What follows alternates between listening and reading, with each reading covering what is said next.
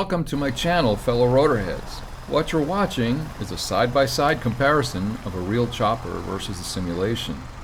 I had an opportunity to take a chopper tour of the Sedona Arizona sites recently. While the natural beauty of the scenery is compelling, again, I couldn't resist the desire to rate the sensation of real chopper flight as it relates to simulation. What is the real thing like? What's missing from the simulation? I GPS recorded the flight so I could replicate it in the simulator, which is what you see on top. To get the best experience I could, I bought Xcoder's Sedona scenery and the Sedona airport, and the Cowan Sim H125, which is similar to the AC350 I was flying in. Links in the description below. This video footage, like flying a helicopter, is very zen, so I hope you'll be able to watch, sit back and relax, and listen to my philosophizing. Being hyper-aware of the sensation of motion, the part I felt it most was at the liftoff. The actual inner ear motions of being lifted and moved. I could feel the tail swish and yaw as the pilot anti-torqued his way forward. After that, it settled down to minor downward, in-your-seat G's, not exceeding 1.2 as measured by my phone, and a little sideways force during a couple of skids while he was turning. In a moment of mental gymnastics, I played a Jedi mind trick on myself. Whenever I'm in a motion-enabled arcade seat, I'm more bothered by it than anything else because it never feels real to me. This time, actually being in a real helicopter, I stopped to ask myself, does this actually feel like a motion rig? Could I trick myself into saying this doesn't feel real because it's just a motion seat? And surprisingly, the answer is yes. I could convince myself what was real was just a motion seat, which implies if the actual helicopter could feel unreal and a motion seat feels unreal, then by logical extension, they must both feel real. It's a validation of the motion rig technology in a sense. Now in the real video on the bottom strip, the camera is mounted to my hat, and though I intended to keep my eye on the instrument panel, I couldn't help but look around at the scenery, so there's a little bit of jerkiness going around, and I apologize for that.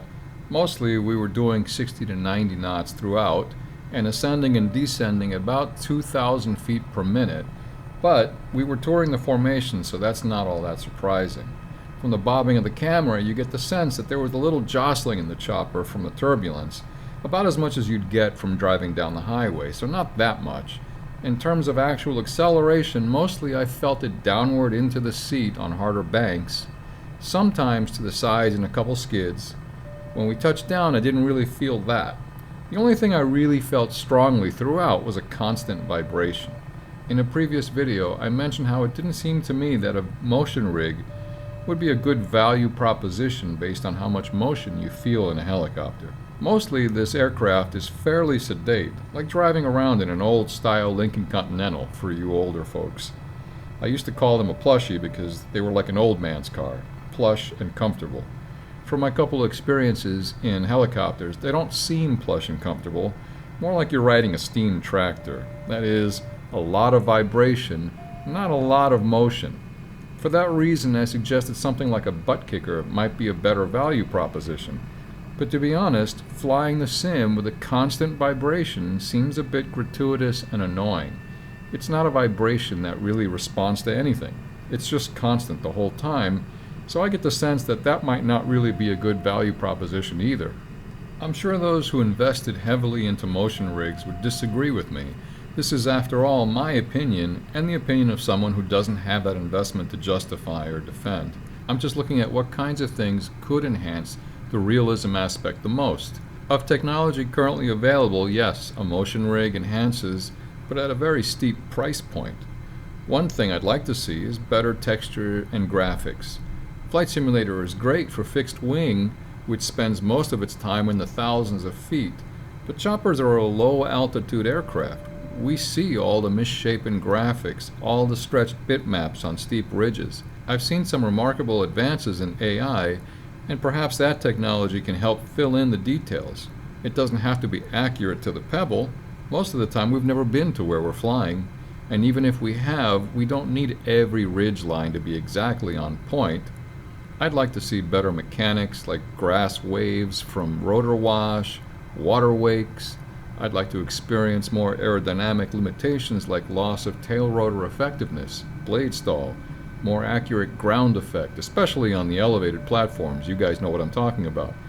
Actual engine damage and degradation for over-temp and over-torque, mast bumping, excessive G and hull overstress. That will require significant software improvements and very likely a more powerful graphics card.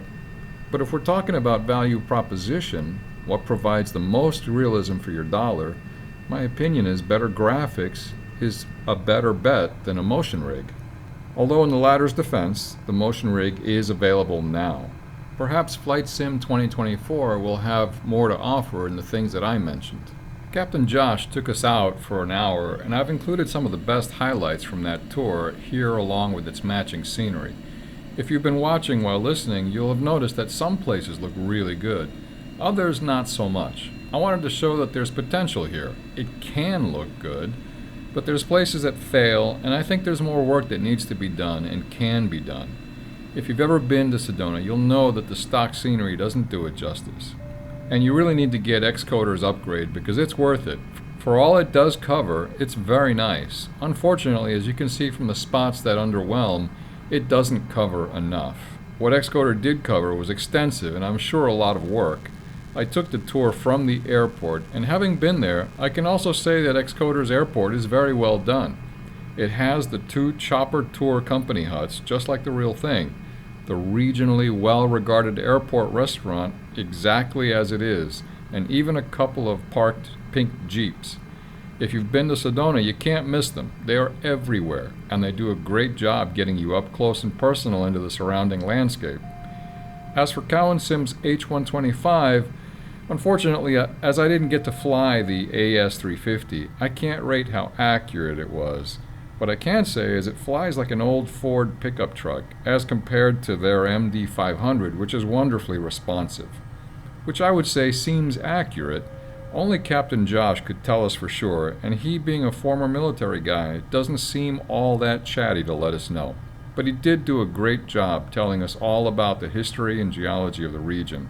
And I have to say I respected his absolute commitment to the startup checklist, by the book every step of the way. You can book your own flight with him at Apex Tours if you're ever in the region. I highly recommend it. The thing I have some question about is the disparity between the videos I've seen on the very cautious glide slope approaches instructors recommend versus how our pilot came in, cocksure and cool. That's the way I fly in the sim, and I'm not sure if it's supposed to be exceedingly cautious or flying how it feels right. That's the primary reason I wish the simulator were more meticulous about aerodynamic accuracy. If I'm doing something wrong, it would be great to have the simulator demonstrate why I shouldn't fly that way, rather than discover it when respawning is not an option. In any case, I hope you've enjoyed this video. I do recommend you get the packages I described linked below, and until next time, may the feeling of that rotor wash over you.